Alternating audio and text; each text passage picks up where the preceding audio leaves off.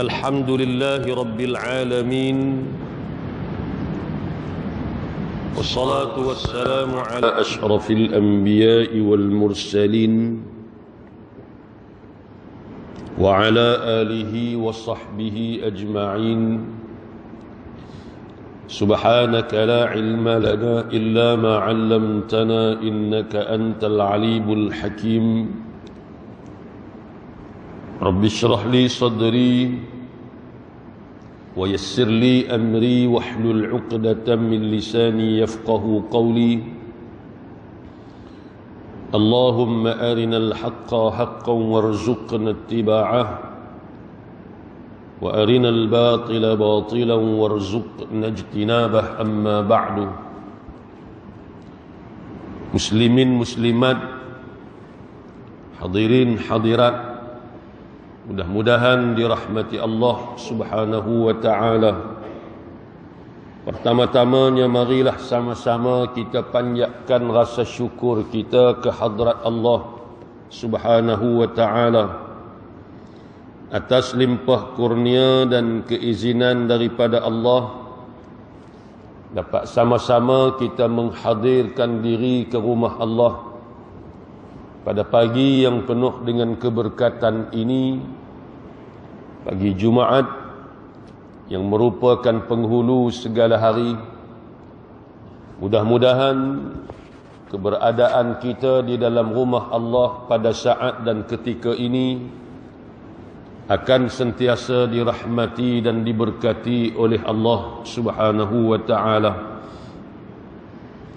Tuan-tuan hadirin yang dikasihi sekalian, hari ini kita sudah berada di penghujung bulan Sya'ban dan kita sedang menuju ke bulan yang ditunggu-tunggu, yakni bulan Ramadan, yang merupakan satu anugerah dan pemberian daripada Allah Subhanahu wa ta'ala kepada kita secara khususnya umat Nabi Muhammad sallallahu alaihi wasallam.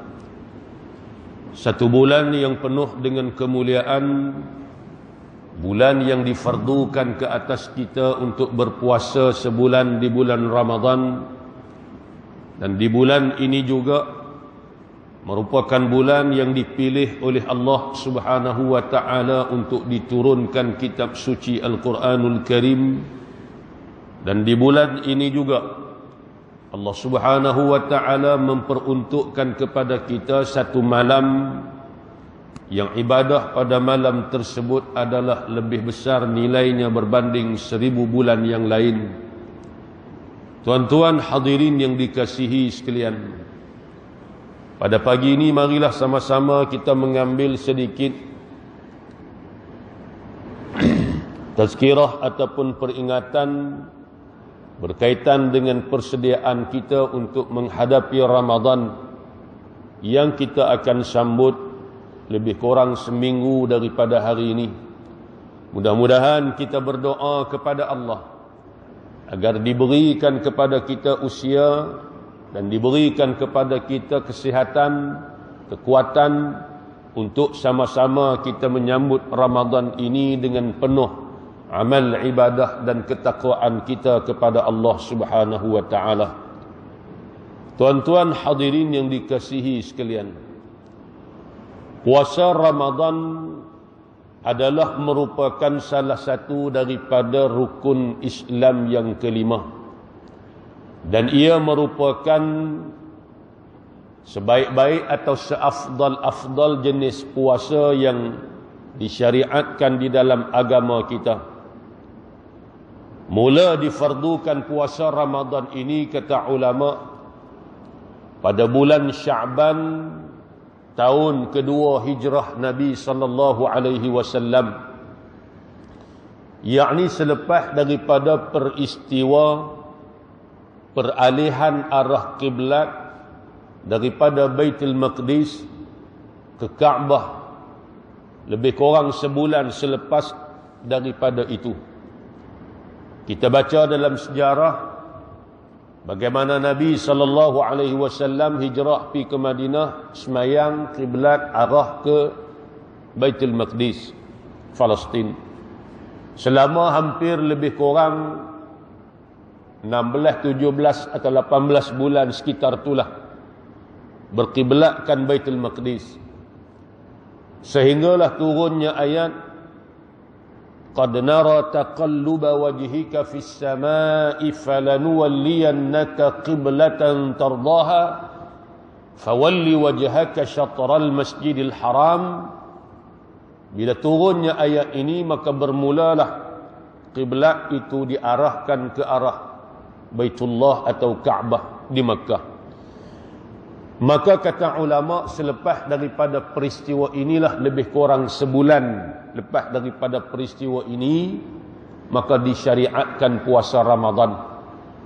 Turunlah wahyu yang selalu kita baca, ya ayyuhalladzina amanu, wahai orang-orang yang beriman, kutiba alaikumus shiyam, telah difardukan, diwajibkan ke atas kamu, ditetapkan ke atas kamu puasa, kama kutiba alal ladzina min qablikum, sebagaimana puasa ini telah diwajibkan ke atas mereka yang sebelum daripada kamu, la'allakum tattaqun, mudah-mudahan dengan ibadah puasa yang difardukan atas kamu ini, kamu beroleh sifat takwa atau kamu menjadi manusia hamba yang bertakwa kepada Allah Subhanahu wa taala. Ini di antara natijah yang paling besar dalam puasa yang disyariatkan kepada kita, yakni untuk mencapai nilai ketakwaan kita kepada Allah Subhanahu wa taala, yang disebut kepada kita, inna akramakum indallahi atqakum, semulia-mulia kamu di sisi Allah yang paling tinggi sifat takwanya di kalangan kamu kepada Allah. Takwa makna kita buat apa yang Allah suruh, kita tinggal apa yang Allah larang. Dan puasa ini hak paling besar yang kita akan dapat, hak inilah. Pasal apa tuan-tuan? Pasal inilah ibadat yang kita buat hanya kita dengan Allah Subhanahu wa taala. Tak ada siapa tahu. Adapun ibadat-ibadat lain orang boleh tengok.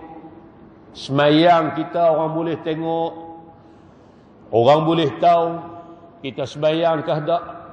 Orang tahu dan orang boleh tengok.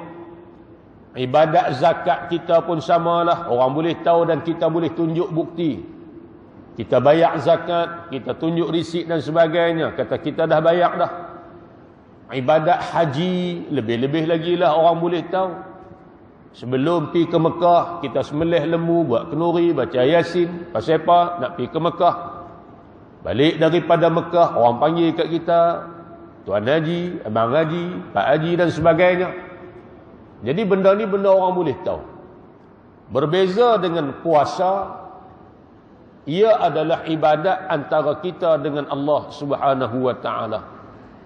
Kita boleh bangkit sahur pada waktu pagi, makan sahur, kemudian kita pergi kerja, kita duduk seorang-seorang di tempat kerja.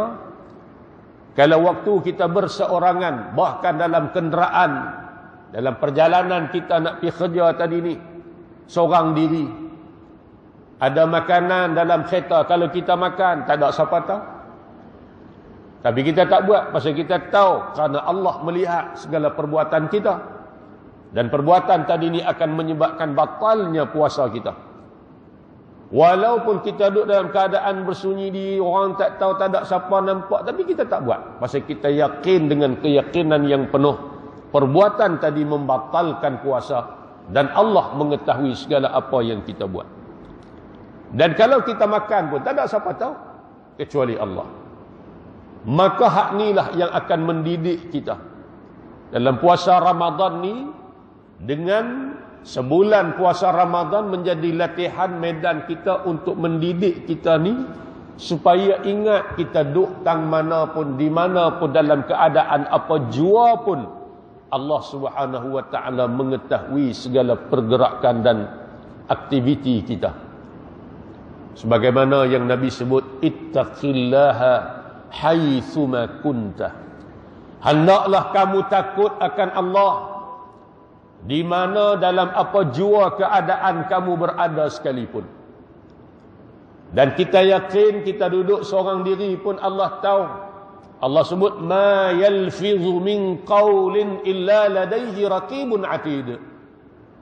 Tidak mengucapkan satu lafaz, satu perkataan pun, mana setiap perkataan yang keluar daripada lidah kita, maka ada raqib atid yang akan mencatat segala apa yang kita cakapkan. Maknanya kita sentiasa diperhatikan oleh malaikat-malaikat yang ditugaskan oleh Allah Subhanahu wa ta'ala, bahkan dicatat dalam buku amalan kita. Maka inilah yang kita nak dapat daripada sebulan Ramadan yang difardukan kepada kita oleh Allah Subhanahu wa ta'ala. Tuan-tuan hadirin yang dikasihi sekalian, dia ada beberapa marhalah ataupun beberapa fasa kefarduan puasa ni. Yang pertama kata ulama, al-marhalatul ula, marhalah yang pertama, fasa yang pertama kewajipan puasa ni, diwajibkan puasa hari yang ke-10 daripada bulan Muharram, yakni disebut sebagai hari Ashura. Puasa hari Ashura ini pada awal-awal Islam dulu adalah merupakan satu puasa yang fardu, yang wajib. Nabi dan para sahabat, ini merupakan fasa yang pertama.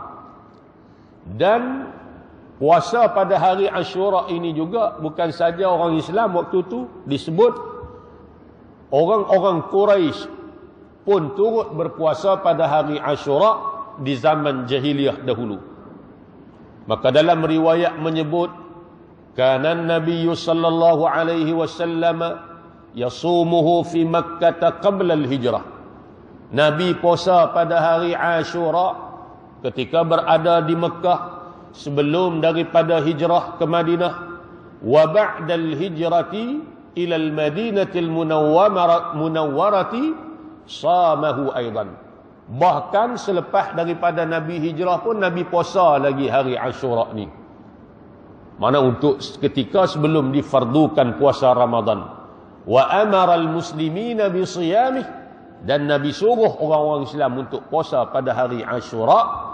Kemudian bila difardukan Ramadan pada bulan Sya'ban tahun kedua hijrah, maka puasa hari Ashura ini boleh dipilih, nak puasa pun tak apa, tak puasa pun tak apa.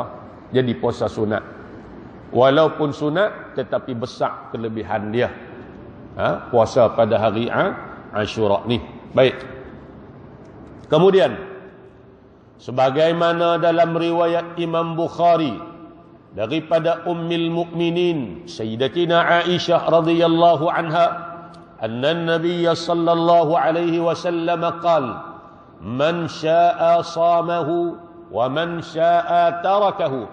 Nabi bersabda, riwayat daripada Sayyidatina Aisyah, Nabi kata, siapa-siapa yang nak dia puasa pada hari Ashura, siapa-siapa yang tak mau puasa, maka dia boleh tinggal puasa pada hari Ashura.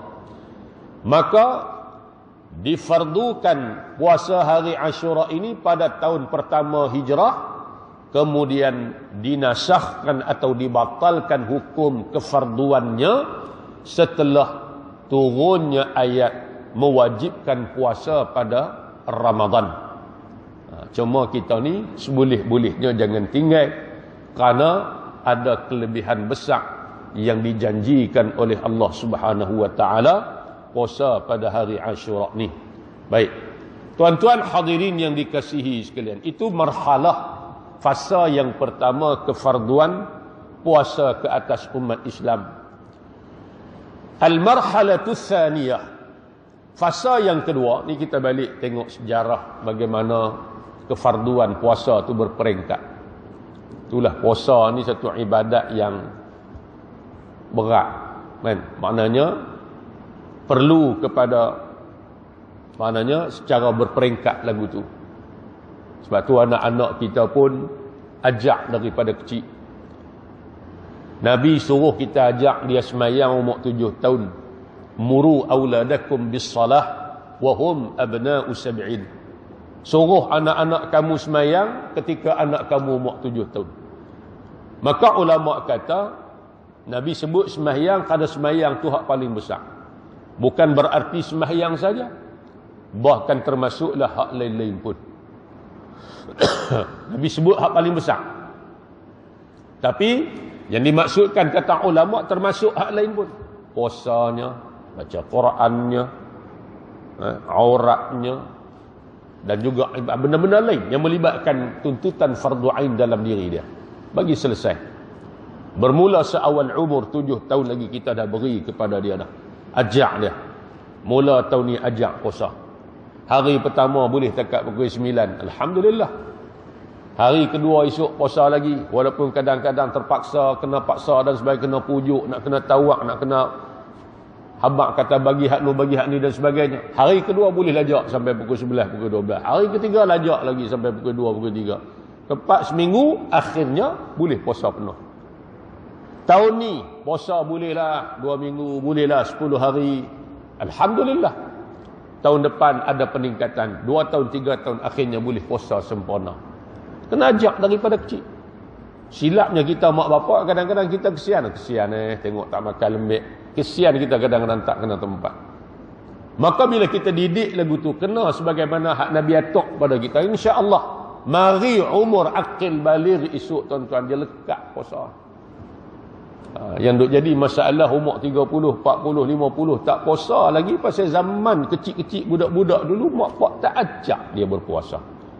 Semayang pun lagu tu lah. Kalau mari umur 20, 30 semayang tak lekat, tentu dah umur dulu ni waktu 7, 8 tahun mak pak tak tekan soal solat dalam kehidupan dia. Umur 20, 30, 40 tak boleh baca Quran. Maknanya dulu waktu umur 7 tahun, 8 tahun mak pak tak ambil berat soal pendidikan Quran pada anak-anak. Jadi kita tak boleh nak menuding jari 100% pada anak-anak dengan sebab mereka tak semayang, tak puasa, tak boleh baca Quran. Maka kita kena tengok dulu sejarah kehidupan dia waktu dia umur 7 tahun, umur 8 tahun dulu. Mak pak ambil berat tak soal ni dalam diri dia? Kalau mak pak ambil berat, dia berjaya. InsyaAllah. Semayang dia tak tinggal, puasa dia tak tinggal, Quran dia boleh baca. Macam mana kita beri ilmu yang lain yang kita letakkan keutamaan dalam diri anak-anak kita? Kita tengok umur 8 tahun, 9 tahun, 12 tahun boleh main bola, sepak bola bukan main hebat. Pasal apa? Pasal mak pak ambil berat. Pasal bola dalam kehidupan dia tak apalah, bagilah. Kan? Ada anak kalangan anak-anak kita umur 12 tahun, umur 13 tahun boleh wakil negara, main sukan macam-macam lah, golfnya, badmintonnya dan sebagainya.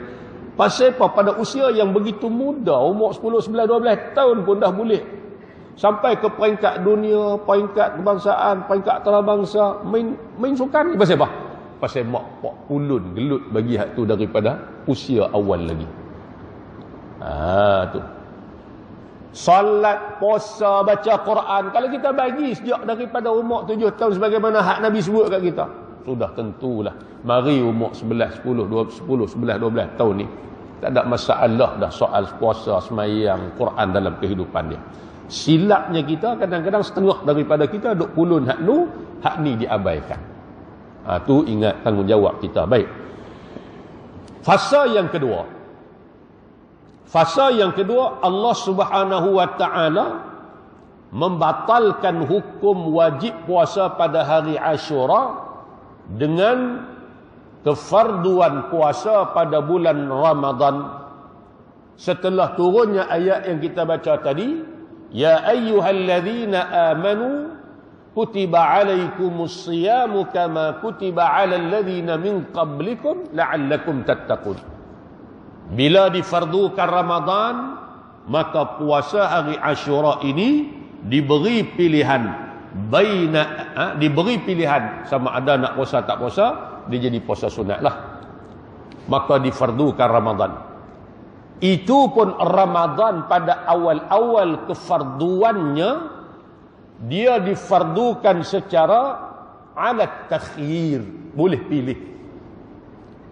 baina ada'il fidyati was-siyam, sama ada nak puasa atau nak bayar fidyah. Awal dululah, tahun kedua hijrah dulu, waktu difardukan Ramadan, boleh pilih awal-awal tu. Siapa berasa nak puasa, puasa. Walaupun dia sihat tak sakit. Siapa yang tak mau puasa, maka dia bayar fidyah. Allah Subhanahu wa taala sebut, Allah kata apa? Ayyaman ma'dudat, faman kana minkum maridan aw ala safarin fa'iddatun min ayyamin ukhra wa 'alal ladzina yutiqunahu fidyatun ta'amu miskin. Boleh pilih. Awal-awal dulu, sebab tu penting kita mengaji ilmu, mengetahui tentang an-nasikh wal mansukh.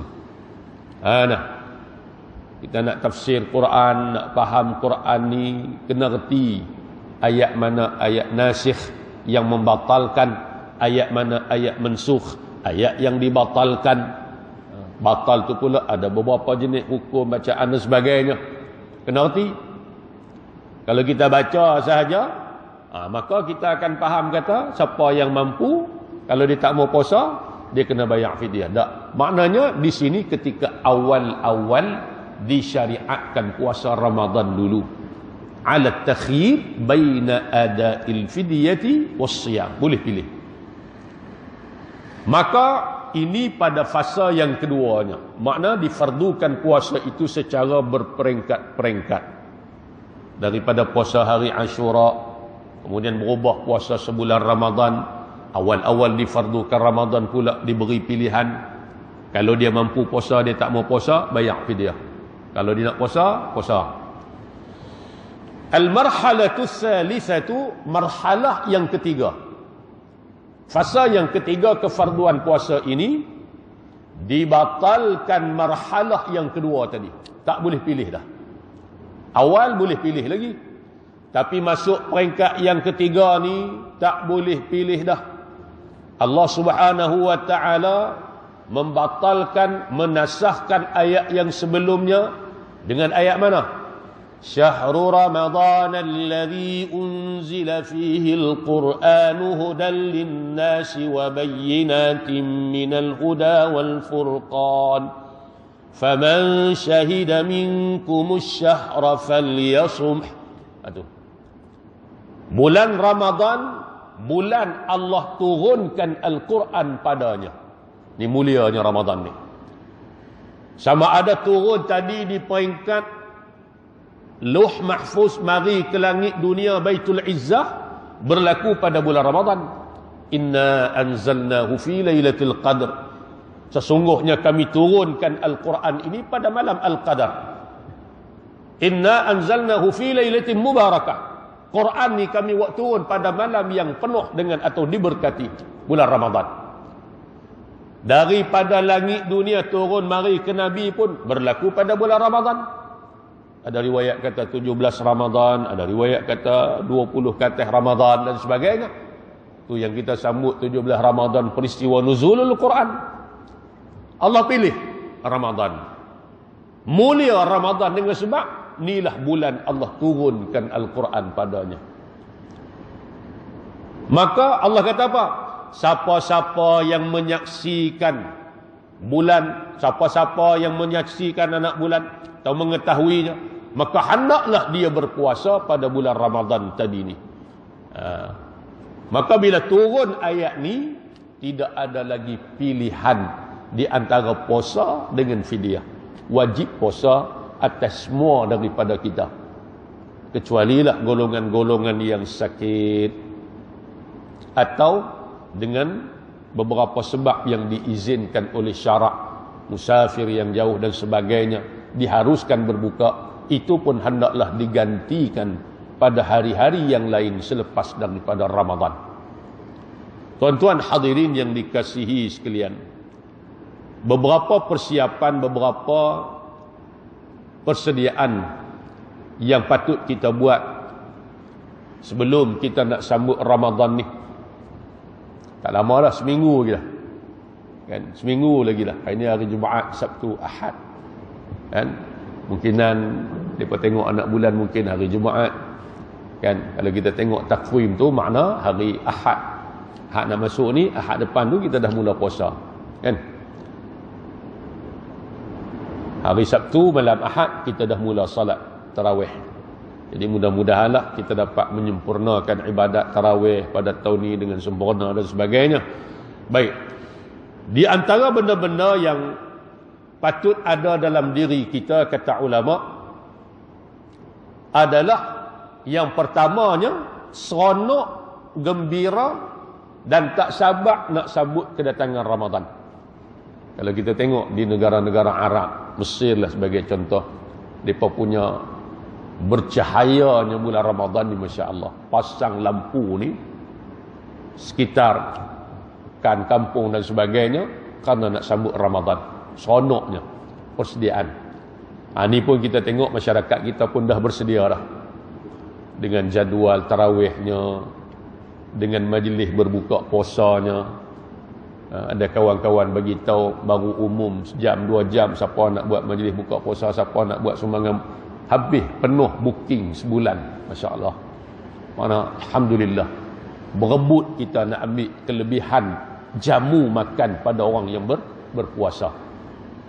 Sebagaimana Nabi sebut, siapa-siapa yang memberi makan kepada orang yang berpuasa untuk dia berbuka puasa, maka baginya pahala seumpama orang yang berpuasa itu, tanpa dikurangkan pahala orang yang berpuasa walau sedikit pun. Subhanallah. Kita tak mampu beri banyak, beri sikit. Walaupun mungkin buah kurma, walaupun mungkin ayak, walaupun mungkin nasi sebungkuk dan sebagainya. Pada orang-orang yang berpuasa, dia makan makanan kita untuk dia berbuka puasa. Pahala kita puasa kita dapat, pahala dia puasa dia dapat. Allah bagi pula pahala satu lagi kat kita, pahala kita beri makan kepada dia untuk dia berbuka puasa tadi ni. Tuan-tuan ada pengalaman pi ke Mekah, pi ke Madinah, kita duduk dalam Masjidil Nabawi, dalam Masjidil Haram, bagaimana orang-orang Arab cukup meraihkan orang-orang yang berpuasa ini, dihidangkan makanan untuk mereka berbuka kerana kelebihan tadi ni. Yang pertama kata ulama, bagi ada rasa seronok kita nak sambut Ramadan ni. Setengah orang dia kata Allah Ramadan pula dah nak makan payah dah lah. Jenis yang hati ada masalah dia lagu tu. Tapi orang hak beriman ni dia tak sabar. Karena apa yang ada pada bulan Ramadan tak ada pada bulan lain. Apa yang Allah tawarkan pada bulan Ramadan kita takkan jumpa pada bulan-bulan lain. Rahmat Allah, kelebihan pahala, amalan dilipat gandakan. Buat amalan sunat seumpama amalan fardu pahalanya. Buat satu fardu seumpama 70 fardu yang kita buat pada bulan-bulan lainnya. Itu Ramadan. Kan? Jangan duk ingat bazar Ramadan saja. Tengah orang dia seronok pasal bazar Ramadan saja. Menega kadang-kadang sampai tak tarawih. Tak maulah. Nak menega-menega. Tapi bagi ada masa kita dengan Allah. Sampai bila takkan sebulan kita nak gelut puasa, nak menega, nak gelut pasal nak cari duit raya, akhirnya tarawih pun tak. Yang salat ni hanya berlaku pada bulan Ramadan saja. Kita tak jumpa pada bulan lain. Rugi tak? Rugi. Baik. Yang kedua kata ulama, persediaan kita di antaranya ibra' az-zimmah min as-siyabil wajib. Selesaikan puasa kalau ada puasa hak wajib. Kalau ada puasa-puasa qada, kaum perempuan terutamanya yang kita masih lagi tak selesai, selesaikan sebelum daripada kita masuk Ramadan yang baru ni. Bila masuk Ramadan tak selesai, lepas Ramadan pula nak kena ada macam-macam lah. Jadi selesaikan sebelum kita bertemu dengan Ramadan pula. Yang ketiga kata ulama, at-tazawwud bil ilmi. Tambahkan ilmu pengetahuan kita. Seboleh-bolehnya sebelum kita masuk Ramadan ni, bagi kita ada 1-2 kelas, 2-3 kelas intensif cerita pasal fiqh puasa ataupun Ramadan saja. Cerita bab fiqh puasa saja, bincang bab hukum puasa saja. Bermula daripada awal sampai habis. Sebagai persediaan kita nak masuk Ramadan ni, bagi faham cara kita nak puasa sebagaimana yang disyariatkan, perkara yang membatalkan puasa, perkara yang membatalkan pahala puasa kita, apa yang kita boleh buat, apa yang kita tak boleh buat dan sebagainya. supaya kita buat tadi ni dengan ilmu dalam dada. Betul sebagaimana yang disyariatkan. Sebab ibadat ni tak cukup dengan semangat. Oh semangat, tapi ilmu tak ada. Tak jadi. Mesti dengan ilmu. Sebab tu berkata Ibn Ruslan, wa kullu man bighairi ilmin ya'malu a'malu'u mardudatun la tuqbalu. Tiap-tiap orang yang buat satu amal atau beramal tanpa ilmu, dia buat amalan tanpa ilmu, a'maluhu mardudah, amalan yang dia buat tertolak, la tuqbalu, tidak diterima di sisi Allah Subhanahu wa taala. Jadi kita nak kena reti juga puasa ni. Memang kena reti lah. Kena mengaji. Bagi ada kelas-kelas kita mungkin 1-2 slot ceramah kita, kuliah kita sebelum Ramadan ni, ustaz-ustaz yang mahir dalam bab fiqh, bab puasa terutamanya, cakap bab puasa, soal jawab bab puasa. Sebab benda ni setahun sekali. Kadang-kadang dia mari terlupa punya kita sembahyang raya lah. Sebelum sembahyang raya tu imam nak kena peringat dulu. Walaupun sembahyang tu duk buat selalu dah, setahun 2 kali. Tapi kena peringat dulu takbirnya, tasbihnya dan sebagainya, supaya masyarakat ni kadang-kadang ialah masyarakat kita, masyarakat Melayu terutamanya yang masih lagi cetek dalam ilmu agama, perlu diberi peringatan. Lebih-lebih lagi puasa ni puasa yang wajib, kata ulama. Kemudian kata ulama, di antaranya lagi apa dia? Sediaan kita qiraatul Quran. Ini di antara yang besar sekali lah. Boleh mula dah tuan-tuan ni. Jangan duk tunggu lagi. Nak wujudkan kumpulan-kumpulan tadarus. Lah ni boleh dah. Jangan tunggu satu Ramadan baru duk kelang kabut nak cari. Orang kata boleh start dah. Bahkan setengah daripada kita duk jalan dah pun sepanjang masa, sepanjang tahun. Cuma Ramadan ni kita akan tambah lagi lah bacaan Quran kita. Buat.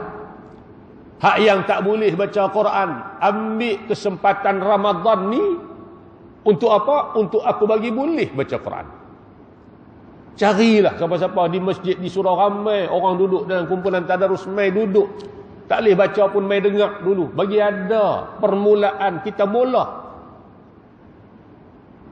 Sampai bila kita nak tunggu nak pergi boleh baca Quran? Sedangkan Quran ni Allah buat turun untuk kita, dan hak duduk dengan Quran semua hak mulia-mulia. Mana kita asingkan diri kita dengan Quran, kita sengaja mengasingkan diri kita daripada kemuliaan yang Allah buat turun. Rugi besar kita. Ni amalan hak paling besar Allah beri pahala. Satu huruf, satu kebajikan Allah ganda 10. Tiba-tiba hak ni kita tak buat tuan-tuan ni. Jadi ambil semangat Ramadan ni. Hak tak boleh baca Quran, mulakan dengan Iqra' 1, Iqra' 2. Carilah siapa-siapa boleh tunjuk ajak kat kita. Hak dah boleh baca tapi tak lancak. Gunakan kesempatan Ramadan ni untuk dekat dengan Quran. Banyakkan lagi masa dengan Quran. Bila keluar daripada Ramadan, Quran kita semakin lancak. Hak dah lancak dah, maka bacalah sebanyak yang mungkin. Kita baca sejarah kehidupan ulama-ulama dulu, tak payah tengok ramai lah. Tengok imam mazhab kita, Imam Syafi'i, 60 kali khatam Quran pada bulan Ramadan. Sekali pada siang, sekali pada malam, luar daripada salatnya. Jangan kita duk berasa pelik. Jangan ukok dengan kita. Mereka ni orang saleh, Allah beri karamah kepada mereka. Bahkan kita baca dalam kitab Tibyan, diceritakan pada kita ada yang khatam sehari 2 kali, ada yang khatam sehari 4 kali dan sebagainya. Kan? Karamah yang Allah beri kepada mereka. Masa mereka dengan Quran, Masya Allah. Kita boleh setahun sekali pun Alhamdulillah, setahun 2 kali pun Alhamdulillah. Tapi istiqamah walaupun sikit tak apa. Ramadan ni letakkan. Paling-paling tak ada pun kumpulan tadarus kita siapa dia? Suami, isteri dan anak-anak dalam rumah tangga kita. Ambil masa. Kan? Jangan tunggu masa lapang untuk baru baca Quran. Tetapi lapangkan masa kita untuk baca Quran. Peruntukkan masa. Kalau kita dah letak dah lepas subuh, waktu baca Quran, kita takkan buat benda lain. Lepas maghrib, waktu untuk baca Quran, kita takkan buat benda lain. Kita akan peruntukkan untuk Quran. Tapi kalau nak tunggu masa lapang, tak ada masa lapang lah kita tuan-tuan. Lebih-lebih lagi bulan Ramadan, dia kalut dengan bazar Ramadan dan sebagainya, tak dan dengan Quran ni. Kan? Jadi ini di antara kata ulama persediaan kita. Jangan duk fikir pasal nak buka apa, menu apa, makan apa. Jangan nak tu saja. Itu bukan penting sangat. Maknanya hak ni persediaan kita nak gelut, nak ambil kelebihan Ramadan tadi ni. Tanamkan semangat kita. InsyaAllah Ramadan ni kita harap kita boleh semayang balik dalam keadaan biasa, rapat safnya di masjid, boleh buat dan sebagainya. Marilah tuan-tuan ambil kesempatan. Dah berapa Ramadan dah kita lalui dalam suasana yang di luar daripada kebiasaan, kan? Di tahun ni Allah Subhanahu Wa Taala insya-Allah nampak je macam harapan tu cerah untuk kita semayang dalam keadaan biasa balik. Mudah-mudahan kita harap benda tu akan kembali normal seperti biasa, dan marilah rebutlah peluang ni. Rebutlah peluang ni. Mudah-mudahan Ramadan kali ini akan menjadi lebih baik dan bermakna kepada kita daripada Ramadan yang sebelumnya, insya-Allah. Tuan-tuan, tanamkan keazaman dan sama-sama kita berdoa meminta kepada Allah agar Allah Subhanahu Wa Taala memberikan kepada kita kesempatan, kekuatan, kesihatan untuk kita menghadapi Ramadan kali ini dengan keadaan yang sesempurna mungkin, insya-Allah. Mudah-mudahan dengan sedikit tazkirah pada pagi ini akan memberi manfaat kepada kita bersama. Apa yang baik daripada Allah Subhanahu Wa Taala, apa yang tidak baik daripada kelemahan dan kekurangan dari saya sendiri. Aqulu qawli hadza wa astaghfirullahal azim li wa lakum. Assalamualaikum warahmatullahi wabarakatuh. Bismillahirrahmanirrahim. Alhamdulillahi rabbil alamin wassalatu wassalamu ala asyrafil anbiya'i wal mursalin wa ala alihi wa sahbihi ajma'in. Allahumma arhamna bil Qur'an waj'alhu lana imaman wa nuran wa hudan wa rahmah. Allahumma dhakkirna minhu ma nusina wa 'allimna minhu ma jahilna warzuqna tilawatahu ana al-laili wa atraf an-nahar waj'alhu lana hujjatan ya rabbal alamin. Allahumma inna na'udzu bika min 'ilmin la yanfa' wa min qalbin la yakhsha' wa min 'amalin la yurfa' wa min du'a'in la yusma'. Na'udzu bika min ha'ula'il arba'. Rabbana atina fid dunya hasanatan wa fil akhirati hasanatan wa qina 'adzaban nar. Sallallahu ala sayyidina Muhammad wa ala alihi wa sahbihi wa baraka wasallam. Alhamdulillahi rabbil alamin. Taqabbalallahu minkum innahu minkum taqabbal ya karim.